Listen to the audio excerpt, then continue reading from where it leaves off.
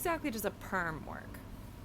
Let's talk about it. Your hair is mostly made up of a protein called keratin. Like all proteins, it's made up of a series of molecules called amino acids. There are 22 different amino acids of all different shapes and sizes and electrical charges that make up your proteins. This one is called cysteine, and there's a lot of it in keratin. Cysteine is special because it ends in a sulfur atom, and sulfur atoms really like to hold hands with each other. It's called a disulfide bond, and because keratin proteins are so rich in cysteine, they can grab onto their neighbors really tightly via these disulfide bonds. This locks all the keratin protein that makes up your hair into a specific configuration, which is what gives you your hair texture. In addition to holding hands with each other, sulfur atoms can also bond to hydrogen atoms, but hydrogen atoms only have one electron, i.e. only one hand to hold. So a sulfur atom bound to hydrogen, which is bound to nothing else, is a lot more free to wiggle around than a sulfur atom bound to another sulfur atom that's attached to the rest of an amino acid like cysteine. Perms use a chemical called a reducing agent that forces all of those sulfur atoms to stop holding hands with each other and start bonding instead to free-floating hydrogen.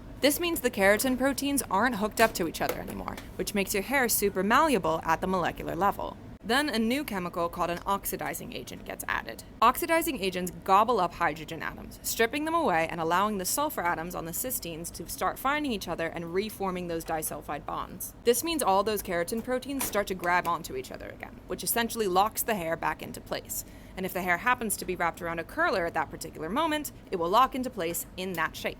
So what you're left with is curly hair.